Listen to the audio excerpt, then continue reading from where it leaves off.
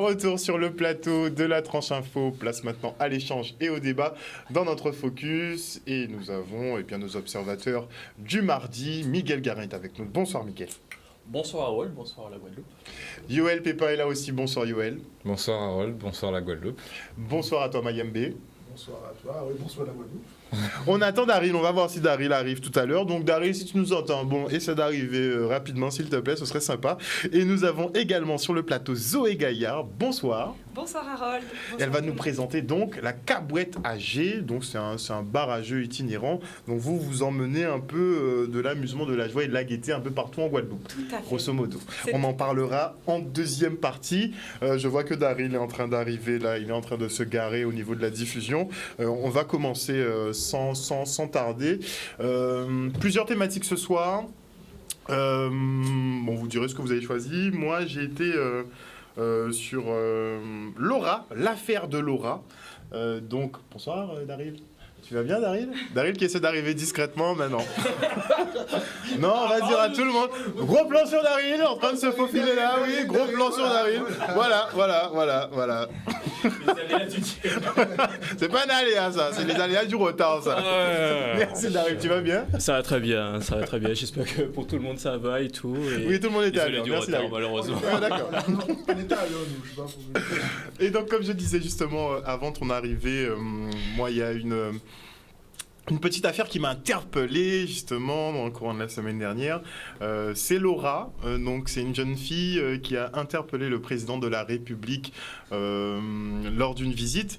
Mais je vous laisse découvrir un petit peu. Ça dure pas très longtemps. C'est l'égalité des femmes et la protection des femmes qui sont violentées. En attendant, vous mettez à la tête de l'État des hommes qui sont accusés de viol et de violence pour les femmes. Pourquoi? L'égalité des femmes, j'étais là en train d'en parler. Monsieur, répondez-moi. Touchez-moi. Mais je vous ai accompagné et je continuerai de l'accompagner de la protéger. oui, mais monsieur, il est accusé. Pourquoi? Oui, c'est ça. Égalité père-mère. Monsieur le président. Égalité. Bon, jusque-là, rien de particulier. Concrètement, elle a interpellé le président de la République. Si ce n'est que le lendemain, donc, les gendarmes lui ont rendu une petite visite dans son établissement scolaire pour l'interroger, puisqu'elle a été victime de harcèlement sexuel, pour l'interroger sur ce sujet-là, mais aussi la prévenir qu'elle n'aurait peut-être pas dû, qu'elle n'aurait pas dû intervenir de cette façon-là, qu'elle aurait dû interpeller le président de la République d'une autre façon. Elle s'est donc sentie intimidée par les forces de gendarmerie. Qu'est-ce que ça vous évoque, Miguel? C'est de la diffamation, tout simplement pure et dure, et je suis tout à fait d'accord. Diffamation, tu es sûr? Oui, c'est de la diffamation. Je suis tout à fait d'accord avec les policiers et je pense qu'ils auraient dû l'arrêter. Quoi? Elle mérite de se faire interpeller. Elle mérite de se faire elle mérite au minimum 10 ans de prison. Ouais. Et pendant ce temps, McKinsey, et ils sont au calme, tranquille. Mais bon, bref. Non, plus sérieusement, on voit bien, on a déjà discuté de ça. On voit qu'il y a certaines personnes qui sont un petit peu plus privilégiées que d'autres, mais bon. Est-ce que toi, tu te risquerais à interpeller le président? Ça pour le coup. Ouais. Moi, je l'aurais fait. Mais je ne sais même pas de quoi lui. Je sais même pas quoi lui dire, franchement. Mais tu oserais? Est-ce que tu oserais? Ben, je pense, hein. Je pense. Quitte à recevoir une petite visite le lendemain? Ben, ils vont faire la vaisselle, je sais pas, mais ils vont venir. Je dois avouer que je trouve ça curieux que tu vois, les gendarmes viennent spontanément aller voir une potentielle victime de harcèlement. Ils lui disent oui, vous voulez porter plainte par tout hasard et tout, nous sommes à votre service. Ah, mais en passant, vous auriez dû utiliser les voies un peu plus officielles pour discuter avec le président, lui faire une lettre et tout, et de là, il y aura tout un service qui va s'occuper de votre demande, enfin bref. Après, pour ce genre d'interpellation, je me dis, de là, aller carrément chercher la fille dans son établissement scolaire, c'est-à-dire, tu rentres, je me dis, à n'importe quel moment, ils auraient pu l'interpeller, lui envoyer une lettre, lui dire de passer à la gendarmerie et tout, mais ils se déplacent carrément, et je trouve ça assez remarquable. Après, bon, moi je me rappelle, justement, il y a même pas une semaine de ça, j'ai une amie qui malheureusement s'est fait voler son scooter. On a dû aller à la police pour pouvoir faire tout le recours administratif et tout. Heureusement. Ils sont pas venus spontanément. Non, ils sont pas venus spontanément et tout. Après, eux-mêmes, ils nous ont dit ils sont très occupés et tout. Et Moi, j'ai trouvé On qu'ils peut étaient l'entendre. très sur cette affaire-là. Ils ont de publier, oui, on a fait une comment ils appellent ça? mais attends, Une t'imagines? intervention spéciale. Après, quand même si ça s'est fait 24 heures après les faits, étant donné que le voleur en question avait publié le scooter sur les réseaux sociaux, malheureusement pour lui, il s'est fait retrouver assez rapidement. En même Et temps, le gars, il prend pas 24 heures pour mettre une annonce sur les réseaux. Bon, t'es un peu bête, hein. Désolé. mais donc bon. voilà, donc je suis impressionné par l'intervention des gendarmes en soi, et je me dis, pour si peu faire tout ceci. Et elle a donné son opinion, elle a vu le président, elle a donné son opinion, le président a donné son avis sur la question, et ça devrait juste s'arrêter à ça en fait. Il devrait peut-être y avoir un débat sur, effectivement, est-ce que quelqu'un qui est accusé, même s'il y a la présomption d'innocence, est mieux apte à pouvoir poursuivre ce genre d'orientation de protection envers les femmes, etc. Moi, ça me rappelle clairement l'affaire par rapport à quand le gars l'appelait Manu. Et comment ça va Manu, etc. Et qui s'est fait attaquer par rapport à ça. Ça me fait rire parce que là, on vient de le voir en train de parler de la présomption d'innocence par rapport au viol des ministres. Mais dans l'autre sens, en effet, comme le disent, on envoie les gendarmes, etc. Bon, après, prendre avec des pincettes. Pourquoi ils sont venus d'eux-mêmes? Est-ce que... Comment ils ont su? Est-ce qu'ils ont vu, allez, dans ma liste de plaintes, il y a une plainte qui vient d'elle, et comme par hasard, ils sont venus, et au fait... Il doit y avoir une petite enquête, hein, parce que bon, tu vois, déjà, il te faut retrouver le nom, le prénom de la personne, remonter un petit peu dans sa vie, quoi. Donc, il y a une petite enquête. On imagine qu'il y a eu une petite enquête quand même. Les services secrets qui ont dit, bon... Il y a les renseignements généraux, le président ne se déplace pas. Autour du président, oui. Après, déjà, pour revenir à ce que je disais, on peut se dire qu'il y a une espèce de justice peut-être à deux vitesses. Il y a une justice à deux vitesses. Clairement, ça, ouais. Et comme quoi, il y a... En fait, c'est même pas une justice à deux vitesses, c'est une impartialité à deux vitesses. C'est-à-dire la présomption d'innocence pour les ministres et pas la présomption d'innocence pour les grands frères. Voilà, donc bon... Ce qui est hallucinant, c'est que Nicolas Sarkozy, ancien président de la France, a des affaires, à des casseroles, notamment pour meurtre et autres, des gens viennent manger chez lui. Il y a des batteries de casseroles. Voilà, mais clairement, c'est-à-dire Casa Diaz, là, tout ça là, c'est ça, c'est des casseroles. Voilà. Donc c'est ça, en fin de compte. Mais après, donc, il y a quelque chose qu'on oublie aussi, désolé de vous interrompre, mais c'est que les présidents, normalement, enfin, c'est leur poste, ils ont une immunité, ils ont... et en fait, non, mais tu peux avoir une immunité. Apparemment, il y a une certaine façon... Elle ne l'a pas agressé. Oui, mais il y a une certaine façon apparemment de s'adresser à lui, il y a une certaine façon de faire certaines choses avec lui. C'est poliment, c'est très poliment, très courtoisement à lui. Je suis pas d'accord parce que... c'est un fait. Si le gars, à la rigueur, le Manu passe, parce que c'est pas ton ami, c'est pour évoquer. Mais là, elle a parlé poliment, elle a même employé des termes, je pense que 80% des gens... C'était quand même une accusation. Hein, elle pose des questions, elle n'a pas été... Après, ça ne vaut pas le... Regardons LCI, regardons CNews, vous voyez ce que les gars disent, regardez TPMP, excusez-moi, les gens ils vont beaucoup plus loin que la fille. Donc je ne pense pas qu'elle a été... Mais du coup, il a été dans l'outrage. Oui, mais même... Il n'y a pas de différence entre parler à la télé et parler directement à quelqu'un. Les gens ne sont pas attaqués alors qu'on attaque la fille. Mais pourquoi on attaque? Je voulais juste dire, c'est que Brice Hortefeux, ancien ministre français, a été accusé de racisme et il est resté ministre. Potentiellement, Zemmour aurait pu être président de la France en étant accusé de racisme. Donc en fait, c'est même pas deux poids deux mesures. Là, c'est vraiment limite du foutage de, voilà, pour ne pas dire le mot, en fait, pas de deux mots, en fait, parce que la fille parle en tant que citoyenne, un citoyen, parce que Macron reste, un citoyen, et elle pose des questions, c'est tout. Alors après, qu'ils disent la présomption d'innocence et autres, bon, c'est normal, le système, il n'y a aucun problème. Mais au point, après, d'en faire une affaire, d'aller chez elle et de l'intimider. Dans son lycée. Donc ça veut dire qu'elle est mineure en plus, elle n'est même pas majeure. Donc, Excusez-moi, entre quelqu'un qui est accusé de racisme, entre des gens qui disent il va y avoir un grand remplacement, qui disent des choses non vérifiées, sous aucun fait, il n'y a rien, et ça passe sous les chaînes. Maintenant tu le dis, c'est vrai qu'en plus le fait qu'elle soit mineure, c'est étrange. Hein. Tu n'es pas censé passer par directement l'enfant pour aller... ses parents, exactement. Il y a tout un truc. Donc là, à faire ça, c'est juste que c'est 2 poids 2 mesures. Mais je pense aussi que, j'écoutais une émission, je pense que... La peur, je pense que au ce moment que le président et les ministres, qu'ils ont vraiment peur. Parce qu'avec tout ce qui se passe en Ukraine, dans le reste du monde, je pense qu'ils ont vraiment peur. Ils sont tendus, je pense. Oui, tendus. Et puis, ils ont été élus, mais il n'y a pas eu 50% des Français qui ont voté pour eux. Donc, là, on voit... Abstention record. Législative, encore, c'est extraordinaire. C'est 59% ou 52%. C'est chaud. Enfin, c'est le suivant. Je n'ai pas trop envie de... Non, mais on embraye. Mais parce qu'effectivement, clairement... On va pas épiloguer sur l'affaire de Laura, mais c'est vrai que ça m'a interpellé. Autant pour le jeune homme qui a mis une gifle au président, il a quand même fait de la prison ferme. Il a quand même fait de la prison ferme pour payer son geste. Mais c'est vrai que là, on a tous été surpris de voir une descente quand même de gendarmerie dans un établissement scolaire pour poser des questions à cette jeune fille. C'est vrai que là, on franchit quand même des paliers à chaque fois dans ce pays. Et donc, je tenais quand même à le souligner. On a une certaine liberté d'expression qu'on aimerait bien quand même pouvoir garder, même quand on s'adresse à des chefs d'État ou à des personnes qui sont haut placées. Donc, élection législative, on est en ce moment dans l'entre-deux tours.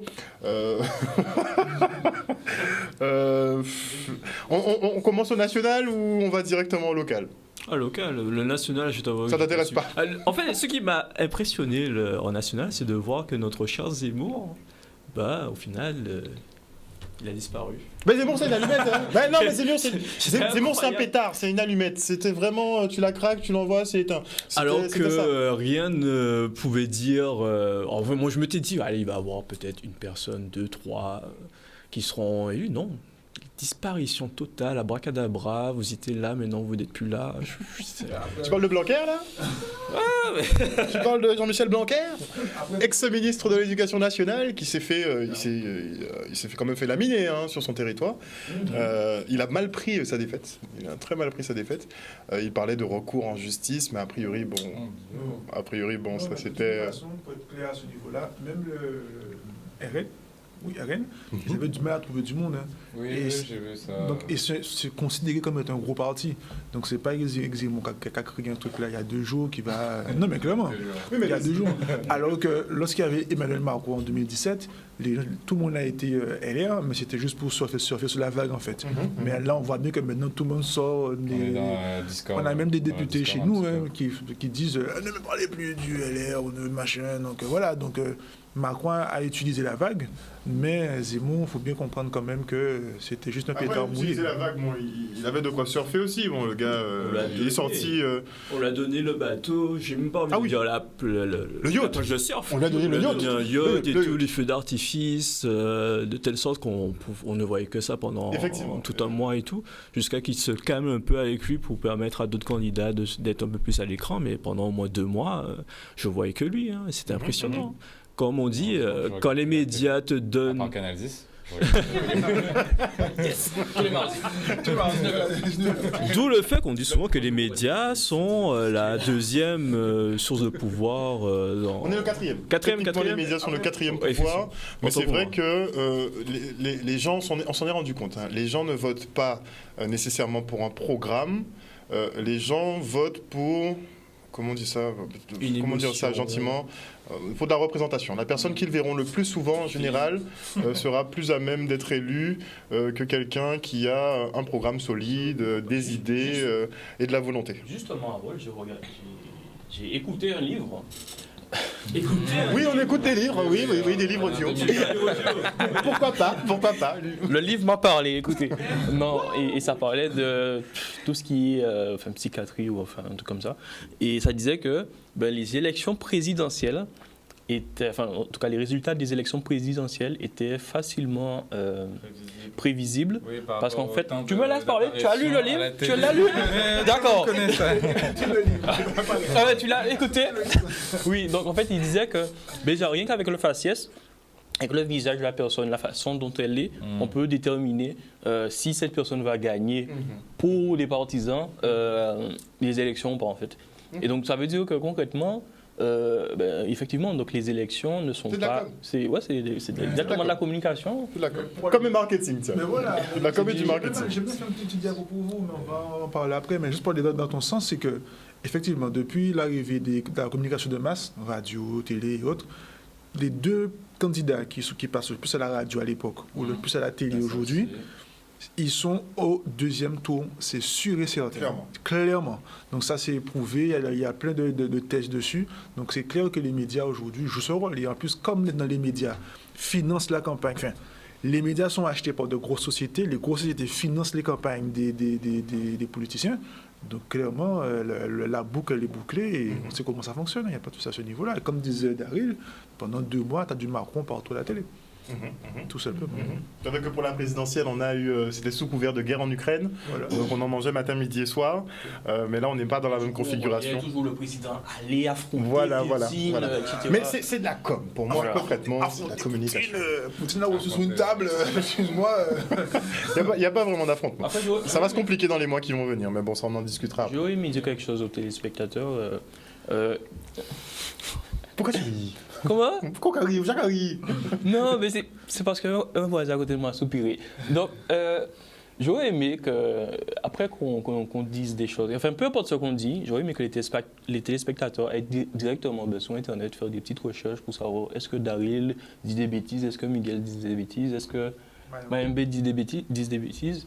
Parce qu'en fait, comme vous le savez, on n'a pas spécialement la science infuse, l'info infuse. Observateur, on est observateur et on donne notre opinion qui n'est pas spécialement peut-être objective. Donc ça aurait été intéressant que vous fassiez vos recherches et éventuellement peut-être nous contacter sur nos réseaux, etc. Ils peuvent nous appeler aussi, la ligne est toujours ouverte. Pas pour nous agresser, pour nous dire ouais, où sont couillon, on a dit qui bêtise. C'est pas arrivé. Non, c'est jamais arrivé. Encore heureux. Enfin, on a déjà interpellé. Enfin, quoi que oui. Oui, bon, il y a des divergences d'opinion, mais c'est bien. Et c'est vrai que ce qu'on fait le mardi, vous êtes vraiment des observateurs. Vous êtes des observateurs, vous avez votre regard. Oui, tu as ton analyse, mais c'est vrai qu'on veut votre regard sur la société. On ne veut pas des avis d'experts, puisque même les avis d'experts sont tronqués, orientés et tout ce que tu veux, dans tous les cas. Nous, ce qu'on veut, c'est plutôt des avis citoyens. Et moi, ça me va très bien comme ça. Il y a quelque chose à redire, Miguel? Non, je n'en dis pas. Je dis juste aux téléspectateurs de se renseigner sur tout ce qu'on dit. Moi, je suis tout à fait d'accord avec toi. Comme quand je fais de l'actu sur les réseaux sociaux, je dis aux gens de ne pas me croire sur parole. C'est pas quelque chose dont j'ai besoin.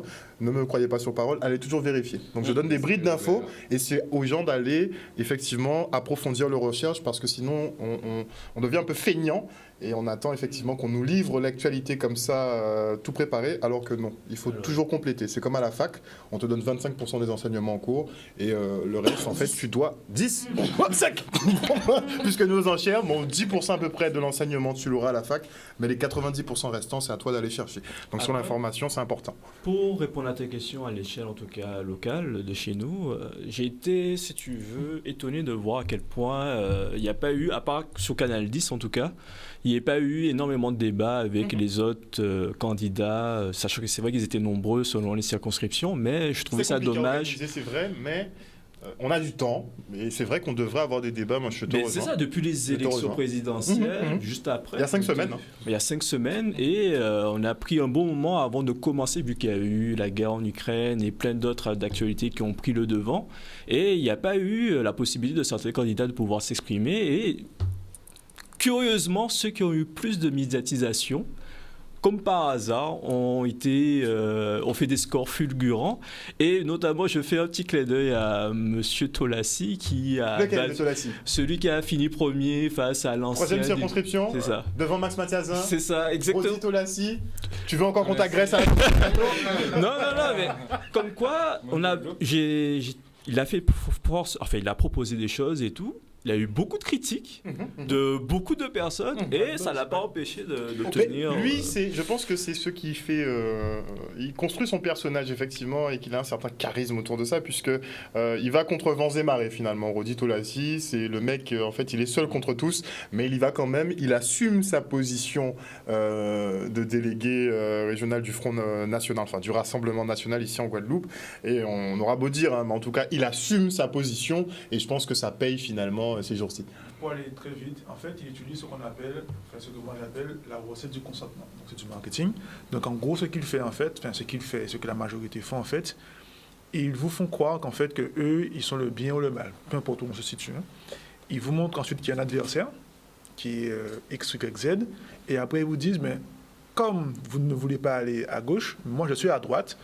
Votez pour moi en fait, et ça s'appelle, en fait, il cherche à avoir votre consentement en fait, c'est ça en fait, et donc c'est une recette qui est utilisée et que la majorité en fait des politiciens font, et lui, il est dans un positionnement en fait où la recette fonctionne exactement, parfaitement en fait, parce que du coup, tout le monde se dit, mais tous ceux qui sont pour lui se disent, mais en fait, lui, il est le bien, en fait. Donc, finalement, il sait qu'il polarise le bien et le mal. Donc, finalement, il attire tout le monde sur lui et il gagne. C'est vrai qu'ils font un peu tous ça. Mais oui, donc, bien sûr. Moi, j'ai les solutions, j'ai le programme.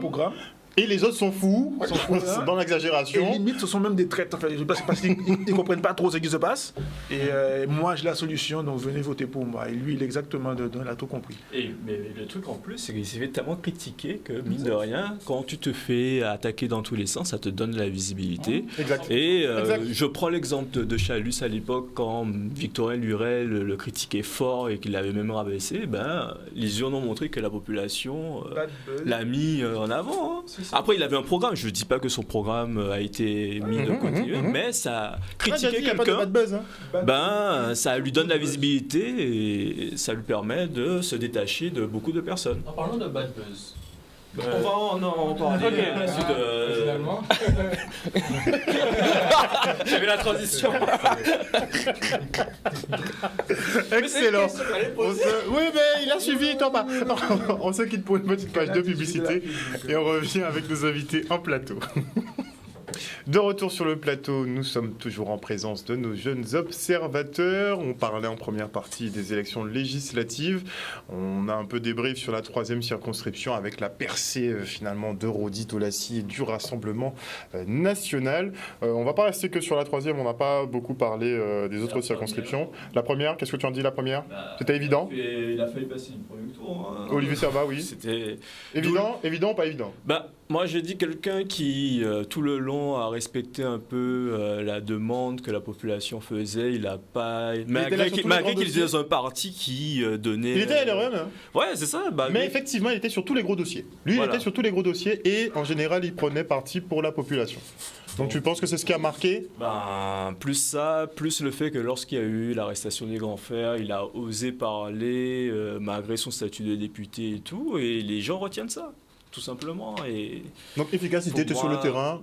Tout simplement. Pour moi, c'est ça. Et je me dis, si depuis tout ce temps, la plupart de nos politiciens appliquaient ce genre de mesures, je pense que l'ensemble de la population aurait un peu plus de confiance vis-à-vis de la politique. Finalement. Un peu plus investi. Exactement.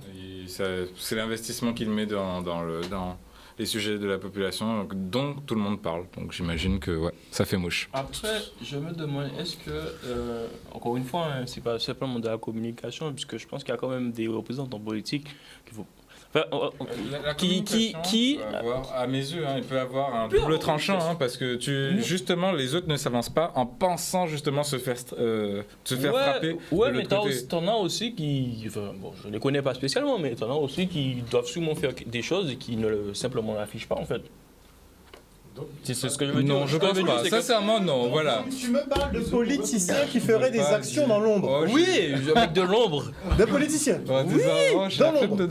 Oui, d'accord. Je suis sûr que ça existe. Oui, Miguel. C'est très répandu. Je vais le trouver. C'est très commun. Trouve. On t'attend. Daryl. Après, pour répondre à... Enfin, je rejoins Yoel à ce niveau, il peut y avoir communication. En soi, dans la politique, il y a forcément de la communication. Mais il faut qu'il y ait les actions qui soient en cohérence avec cette communication. Et cohérence. Et ce gouvernement-là, ce qu'on lui reprochait tout le temps, c'était qu'au moment où il te dit A, ensuite B, pour revenir à C, pour te dire au final A, et en final, comment tu peux avoir confiance? Ouais. C'est pour ça qu'on n'a pas pu faire A, en fait. Et après, on vient te dire, oui, nous devons faire preuve de pédagogie et tout, mais si de toi-même, tu dis tout et l'inverse, c'est pas une question de pédagogie, c'est que, voilà, c'est que tu es pas capable de toi-même d'avoir foi en tes propres paroles et tu t'excuses même pas de dire, oh, on s'est trompé et tout. Tu comprends, c'est l'image de la France, faut pas poser de questions dans la foule, faut pas... Non, mais... faut pas s'excuser. C'est pays particulier, dans tous les cas. Deuxième circonscription. Choqué, Madame Bénin en tête. Est-ce que c'est le terrain finalement qui a servi à Madame Bénin? Après, j'étais avec elle justement dimanche et elle expliquait que c'était comme elle était une femme de terrain. Après, j'ai entendu une autre affaire, après, c'est à prendre avec des pincettes, où elle avait été accusée d'avoir monnayé, d'avoir utilisé des fonds de députés pour pouvoir... Une grosse enquête de beaucoup de pages sur l'utilisation de ces frais de mandat. C'est ça. Après, je pense avec des PC parce que comme par hasard, ça intervient, tu vois, quelques semaines au moment où il y a les élections. Ah, mais elle a été nommée secrétaire d'État à la mer, donc on va chercher des casseroles. Hein. Effectivement. Donc, vu qu'elle est partie première, en tout cas dans sa circonscription, je pense que la plupart des gens lui ont fait confiance. En plus, elle a participé à un rapport concernant le chlordécone qui, je suis en train de le lire, il est assez long, comme tout rapport, et je suis en train de le lire et je me dis quand même, malgré qu'elle a fait l'effort, et apparemment elle est la première députée à faire ce genre de manœuvre, ça a quand même été refusé par la jurisprudence de Paris. Et c'est là où je me dis, il y a encore beaucoup de chemin à faire pour pouvoir enfin se faire entendre et respecter à minima chez nous, en fait. Très bien. Il nous reste quoi? Il nous reste la quatrième. La quatrième, retrait de Marie-Luce Panchard des festivités, des hostilités. Elle déserte. Qu'est-ce que tu en penses? Moi, je dis une seule chose, c'est que le gars qui est tout seul, j'oublie son nom, celui qui est seul, s'il ne fait pas le nombre de voix qu'il faut, c'est déjà arrivé une fois. Hein, oui, Baron, on a le gars Adrien Baron à Sainte-Rose. S'il ne fait pas le nombre de voix qu'il faut, ce sera très triste pour lui. Ah oui, shame. Non, mais ce qui est... Mais sur le retrait de Marie-Luce Panchard, bon, Élie Califère, on verra ce qu'il va donner. Non, je pense qu'il doit avoir des intérêts politiques. Pour toi, ça veut dire? Ouais, il doit avoir... C'est pas une prise de conscience, ça veut dire? Non, sérieusement. Je répondrai même pas à la fin. Avec tout le respect que j'ai pour toi, Harold, mais je ne répondrai même pas à la question. Ok. C'est même pas la peine. Bon, ça dit. Politicien, prise de conscience, bon, laisse oui, Mayembe est assez radical dans ses propos. Bon. Je polarise, voilà, je polarise. Donc pour toi, pour beaucoup, hein, on va pas se mentir, hein, pour beaucoup, il devrait y avoir un deal là-dessous, mais ce serait pas nécessairement effectivement que la prise de conscience, puisqu'on a l'habitude de politiciens qui se battent jusqu'au bout, même effectivement quand la défaite est évidente, ils aiment beaucoup se battre jusqu'au bout. Bon, on verra, de toute façon les cartes sont rebattues là pour ce dimanche, et on verra ce qu'il en ressortira, mais a priori, dans la première circonscription, je pense qu'il n'y a aucune surprise. Dans la troisième circonscription, ça va se jouer avec des ralliements, hein. Il y a déjà des ralliements en cours. Pareil sur la deuxième circonscription, puisque Tola a déjà rejoint Baptiste, donc on va avoir des annonces. Oui, Tola rejoint Baptiste, donc a priori, ça va être serré dans la deuxième, dans la troisième, et dans la quatrième circonscription, on a donc Élie Califère qui, lui, il a un boulevard. Il faut juste qu'il arrive à convertir l'essai. Donc, on verra ce que ça donne. Mayembe. Oui, du coup, moi, c'est que je voulais revenir sur la notion de recette du consentement. On peut commencer... Recette du consentement. Oui, parce que c'est très important, en fait. Parce que souvent, lorsqu'on parle de politique... Effectivement, il y a tout ce qu'on sait, la manipulation qui se fait aujourd'hui au niveau de la politique et autres. Mais la recette du consentement, c'est la chose la plus importante aujourd'hui que les politiciens veulent avoir. C'est-à-dire qu'ils veulent avoir votre consentement, votre avis, votre opinion, et vous donner votre consentement. Donc, qu'est-ce que le consentement, en fin de compte? C'est oui, je suis d'accord, non, je ne suis pas d'accord, c'est ça, en fin de compte. Donc, diapo suivante. Donc, en fait, la recette du consentement, ça se fait en 3 points, comme je le disais. Donc, il faut dire qu'on ne veut pas du négatif. Ensuite, il faut dire qu'il faut théoriser le bien et le mal. Donc, ça veut dire dire qu'il y a le bien, dire qu'il y a le mal. Généralement, celui qui dit qu'il y a le bien, c'est celui qui met en place la théorie. Et à la fin, il faut que l'autre, qui symbolise le mal, soit un traître et qu'il ait un groupe de traîtres. Donc je sais que là, ça paraît un peu bizarre, mais je vais montrer des exemples pour qu'on puisse comprendre exactement où je veux venir. Donc, diapo suivante, s'il vous plaît.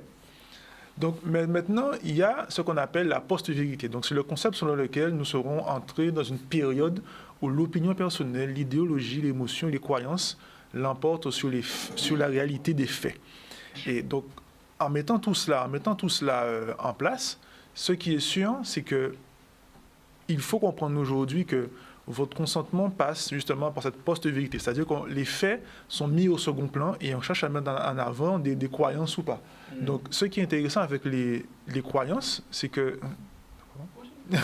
Donc, ce qui est intéressant, c'est qu'en fait, on met des croyances. Donc, on prend l'exemple, par exemple, d'Exemo qui parle de grand placement. Donc, c'est une croyance parce qu'effectivement, selon les chiffres, ça n'existe pas tel qu'il veut l'entendre. Donc, voilà, c'est ce type de choses. Il dit, par exemple, que tout le monde s'appelle Mohamed et Idriss, alors qu'en France, il y a plus de Benoît et de Jean et de Pierre. Voilà. Donc, en fait, on vous fait croire des croyances, mais en fin de compte, les faits diapo suivante, montrent le contraire. Donc, justement, Éric Mélenchon l'a fait, en parlant de la post-vérité. C'est-à-dire, il dit Mélenchon Premier ministre. C'est-à-dire qu'il n'est pas encore Premier ministre, mais avant que cela se déroule, il annonce déjà la chose. Donc, en fait, il est dans la post-vérité. C'est-à-dire qu'il est avant la vérité, en fin de compte. Donc, il se met toujours en avant. Mais c'est un gros coup de com' parce que, du coup, on parle de lui. Il a son positionnement et il crée, comme je l'ai dit, un engouement. Un engouement dans des séries politiques, ils font la même chose, ils disent tous répéter ce nom-là, toutes les autres chaînes d'infos vont le répéter et la personne sera forcée de le mettre parce que souvent, ça fonctionne comme ça en politique. Comme ça, malheureusement. Et du coup, donc, c'est une croyance parce qu'il n'est pas encore, Premier ministre. Il est en chemin, on verra, je ne sais pas. Mais dans tous les cas, c'est une croyance face à des faits. Diapo suivante. Comme ça, vous allez bien comprendre. La guerre en Ukraine, c'est pareil. On vous fait croire que la France, qu'est-ce qu'elle fait ? Elle met des sanctions. Donc, c'est des sanctions, mais elle vous fait croire que ça déstabilise la Russie. Alors qu'aujourd'hui, on voit que la Russie se porte plus ou moins bien, qu'il n'y a pas autant de chômage qui est dit. Donc voilà, donc en fait... Ils ont fait un paquet sur ils ont fait 100 milliards de bénéfices depuis la guerre. Depuis le début de la guerre, 100 milliards juste sur les hydrocarbures. C'est clairement. Maintenant, si tu veux acheter du pétrole ou autre, en Russie, il faut le faire avec du rouble et pas en dollars ni en euros. Donc les gars... Ils sont tranquilles. Ils ont aussi de l'or en banque, donc ils sont tranquilles. Donc, la croyance, c'est que la France, par ses sanctions, déstabilise la Russie, alors que dans les faits, c'est faux. Donc encore, c'est de la post-vérité. En gros, c'est du mensonge, mais c'est de la post-vérité. Et le dernier exemple, avant qu'on aille plus loin. Donc, en 2007, j'ai pris la date exprès, le jeudi 26 juillet 2007, Sarkozy avait dit que l'Afrique devait rentrer dans l'histoire. N'est pas assez rentré dans l'histoire. Donc, du coup, croyance, parce que c'est absolument faux. Je fais déjà une passe en profondeur pour M. Motounde pour jeudi prochain. Mais si on montre la diapo suivante, on va comprendre pourquoi l'Afrique n'est pas dans l'histoire, en fait. Parce que ce qu'il faut savoir, c'est que Moussa Magasuba, merci, ministre de Guinéen des Mines, il a prouvé qu'en fin de compte, que lorsqu'il y avait des contrats qui étaient faits entre la Guinée et les pays et les sociétés pour pouvoir... utiliser ou bien puiser dans le sous-sol guinéen, mais en fin de compte, la Guinée gagnait 0% de tout. Nous avons dit 0% de 0, et maintenant ils sont à 15. Donc en fait, M. Sarkozy, ce n'est pas que l'Afrique n'est pas rentrée dans l'histoire, c'est juste que quand vous venez avec vos sociétés, en fait, vous faisiez l'Afrique gagner 0 sur 0. Donc en fait, il vient avec des croyances, l'Afrique n'est pas dans l'histoire, mais lorsqu'on regarde les faits, c'est pas du tout ça. Donc ça s'appelle de la post-vérité, et c'est juste des techniques marketing que j'enseigne aussi dans ma société à certaines personnes. Bienveillantes, bien sûr, je vous rassure, les amis. Pour prendre conscience. Pour prendre conscience. Et c'est aussi ça, et c'est la fin de ma conclusion. Comme tu dis, c'est très intéressant. C'est qu'en conclusion, et c'est une citation d'un très grand auteur qui s'appelle Mayombe. Donc, oui, très, très grand. Donc, du coup, votre consentement est une mine d'or qui doit être exploitée que par vous-même. C'est-à-dire, ne vous laissez pas manipuler par tout ce qui se fait autour de vous. C'est juste des post-vérités. Analysez, faites la différence entre la croyance, les émotions et les faits. Et notamment aujourd'hui, là, tout ce qui se passe dans le monde, et si on s'arrête sur les élections législatives, clairement, garder votre consentement pour vous. La population le montre, parce qu'ils ne vont plus trop voter, mais votre consentement, en fin de compte, c'est ce dont ils ont besoin pour pouvoir, après, mettre McKinsey en place, faire des guerres ou faire n'importe quoi. Donc votre consentement est une mine d'or. Faites attention à cela. Voilà. C'est pour ça d'ailleurs qu'on invite autant à venir voter, puisque c'est un transfert de consentement en fait. Le vote, c'est un transfert de représentativité de consentement. C'est ça. Ni plus ni moins. Faites-le en conscience et faites-le pour la personne, le programme, dans tous les cas, le programme, pas la personne, le programme qui vous paraît le plus intéressant. Et s'il n'y a pas de programme,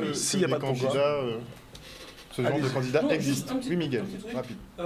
Dans mon livre que j'écoutais, il disait que si vous voulez choisir un bon programme, il faut baser sur 3 thématiques qui vous tiennent à cœur, simplement, et puis choisir le candidat qui répond le plus à ces 3 problématiques. Parce que si vous essayez de chercher ces 3 Quoi? Non, tu choisis 3 problématiques qui te sont chères, d'accord. et si le candidat répond à ces 3 problématiques-là, tu Voilà. peux t'orienter vers lui. Si c'est l'agriculture, si c'est voilà, tu choisis Mais ça. le problème, c'est qu'on se heurte effectivement à ce que Mayembe vient d'analyser, c'est qu'effectivement, comme on fabrique un petit peu ton consentement, c'est plus l'argumentaire qui va séduire. Mais les actions derrière, là on en revient à ce que Daryl disait, il n'y aura pas forcément d'action derrière. Et Machiavel le disait concrètement, que voilà quoi, le rôle du politique, c'était de vendre du rêve concrètement. Et aussi regarder. Aussi, il faut aussi regarder si donc les 3 thématiques que vous avez choisies et les 3 propositions que le politicien en question a proposées sont réalisables en regardant ce qui se fait à l'étranger, mais des pays qui sont assez proches, peut-être dans l'Europe, etc. Et voilà, et vous saurez pour qui il faut voter. regarder la faisabilité. Voilà, sans si c'est aller faisable. à l'étranger, on va revenir à quelque chose de plus local, justement avec l'invité qui est ici présent avec nous. Qui nous attend depuis. Daryl se charge de transition. Ah mon Dieu. Merci d'avoir. Donc Zoé, je te laisse donner le nom justement de l'association que tu représentes, qui s'appelle... La Caboette AG. Qui est une association, si j'ai C'est bien une compris. société coopérative. D'accord, et vous faites quoi à peu près comme mise en avant et tout? Parce que c'est vrai qu'on a rencontré Zoé justement au Café Papier, et je te laisse nous expliquer de quoi il s'agissait, parce que c'était fort intéressant. Merci Daryl. Alors la Caboette AG, c'est le premier bar à jeux de société itinérant de Guadeloupe.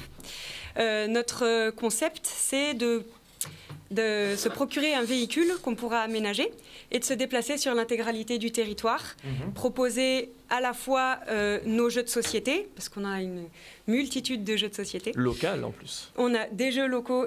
Effectivement. Oui. Breton. On a des jeux locaux, on a des jeux d'ambiance, des jeux de stratégie, on a vraiment de tout.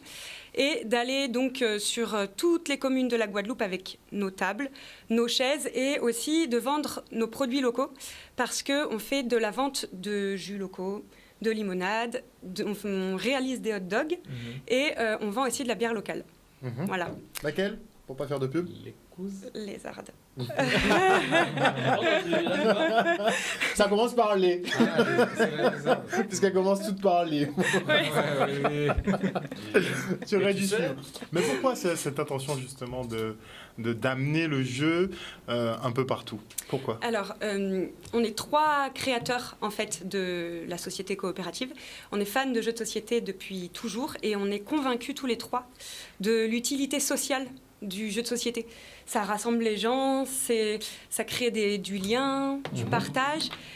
Mais le Monopoly, tu parles de te disputer avec les gens, c'est pour ça que tu dis ça. Ou non. Mais ça rassemble, ça crée des liens. Mais voilà. Non, mais ce que je veux dire, c'est que par exemple, toi et moi, on ne se connaît pas beaucoup, mais on pourrait arriver dans les soirées de la Caboette AG et se dire, eh bien, on s'assoit autour d'une table et tous les deux, on ne se connaît pas, mais c'est pas grave, comme on a envie de jouer au Monopoly, parce que tu as envie de jouer au Monopoly, ça se voit, eh ben, on s'installe et on crée du lien comme ça, on ne se connaît pas et on va passer 1 heure à faire un Monopoly ensemble et à partager et à se rencontrer. Tu vois ce que je voulais dire, c'était ça. Et ce serait un petit peu étendre le jeu, le sortir de la famille vraiment. Exactement. Et l'ouvrir à tous. L'ouvrir à tous, parce qu'on intervient aussi en fait dans les écoles, dans les milieux hospitaliers. On intervient chez les particuliers pour des anniversaires, des enterrements de vie de jeunes filles, ce genre de choses-là. On intervient dans les associations. Là, en ce moment, comme on n'a pas encore les fonds justement pour avoir le camion et se déplacer en autonomie, on fait des soirées chez des partenaires. Comme le Café Papier, là où on s'était rencontrés, où on avait fait la promotion des jeux locaux, justement, des créateurs de jeux locaux. Et il y avait dont le jeu... le fond l'esprit coco. Exactement. On salue Damien Luret. Exactement, c'est ça. Et d'ailleurs, j'ai découvert beaucoup de jeux d'autres jeux qui ont été faits par des personnes de chez nous. Martiniquais. Exactement. C'est incroyable. Je pensais pas qu'il y avait autant de jeux locaux. Double, normalement, c'est avec des marques, donc c'est assez. Ça fait un peu plus. Ah, les logos, le jeu des logos. Exactement. Oui, d'accord. Voilà. Et là, c'était des logos par rapport à la Martinique, c'est-à-dire qu'il y avait la Martinique, il y avait Noix de Coco, voilà, Aimé Césaire. Donc c'est vraiment intéressant. Exactement. Et j'ai adoré. Le mille pattes. Oui, mais c'est un jeu. Non, dans le jeu du double. En fait, à la place des marques, c'est des icônes un petit peu locales, un petit peu. Des animaux, des insectes, exactement. etc. Pas du tout. Et c'est là où je... ou pas? Ah, oui. Surtout quand tu connais pas. Tu as perdu en fait, et donc c'est compliqué. Oui, j'ai perdu. Je perds toujours au double. Que ça soit les marques ou la Martinique, je perds. C'est pas un jeu très compliqué. D'accord.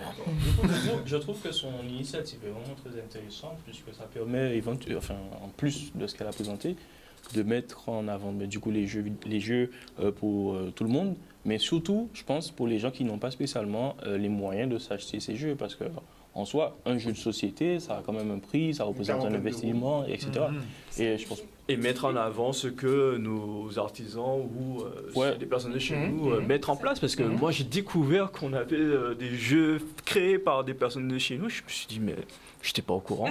Et ça m'a fait plaisir de les connaître, et notamment le dernier jeu de survie qu'on avait joué. Le Galérapagos. Galérapagos. C'est un jeu moderne, un jeu coopératif, mais pas trop. C'est-à-dire qu'on est tous contre le jeu. On est tous en équipe contre le jeu, mais il y a des moments où tu peux éliminer tes partenaires ni vu ni connu. Je te donne le scénario.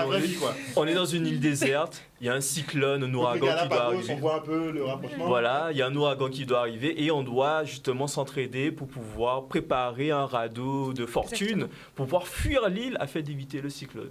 Sauf que il te faut préparer la nourriture, avoir de l'eau, et chaque jour tu consommes ton eau. Et le problème, c'est que les intempéries font qu'à un moment, tu n'as pas d'eau. Donc, si tu n'as pas d'eau, il faut tuer quelqu'un pour pouvoir rationaliser. D'accord.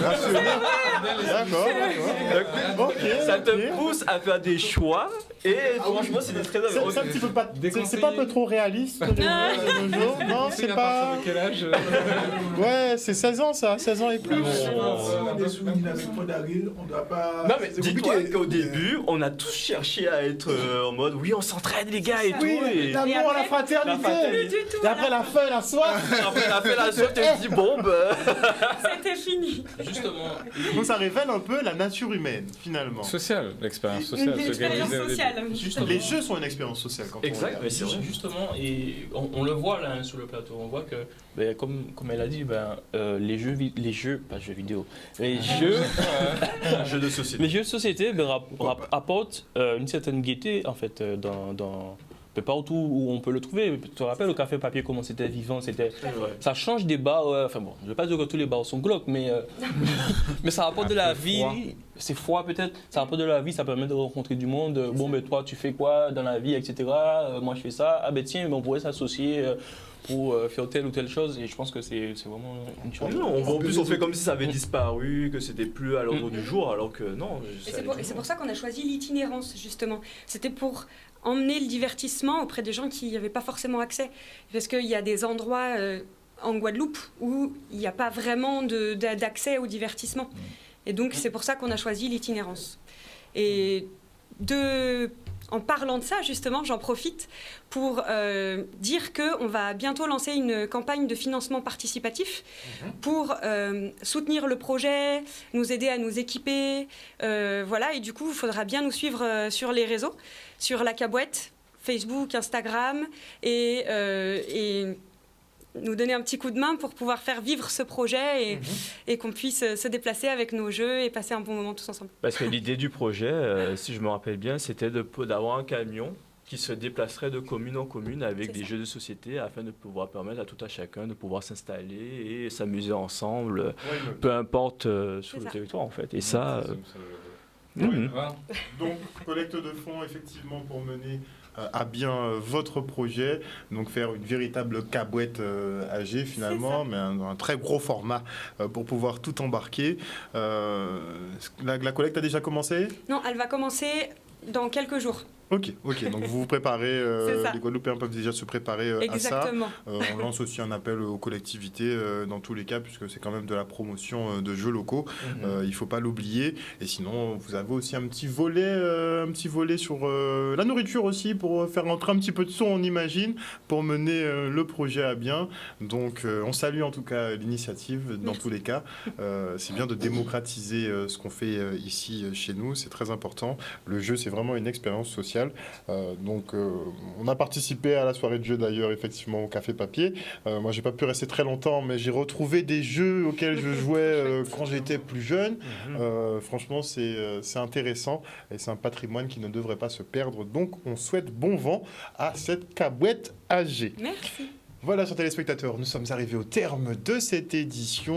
On se retrouve demain pour un prochain focus. Après la coupure pub, vous retrouverez Yves-Lise Boisset. Ce sera pour les débats, justement, entre deux tours des législatives. Je crois que ce soir, c'est la 3e circonscription. Donc, a priori, Mathiasin versus Rodi Tolassi. On va voir. Ouais. On a commencé, on envoie direct. Donc, ce sera juste après la coupure pub, à ne pas manquer. Une bonne soirée à vous sur Canal 10 Télévision. Nous, on vous fait des bisous et n'oubliez pas de vous rendre sur les réseaux sociaux de la Caboette AG pour participer à des sessions de jeu ou tout simplement pouvoir faire un don. Une bonne soirée à vous. À bientôt. Enfin, bientôt. À demain, quoi, wesh.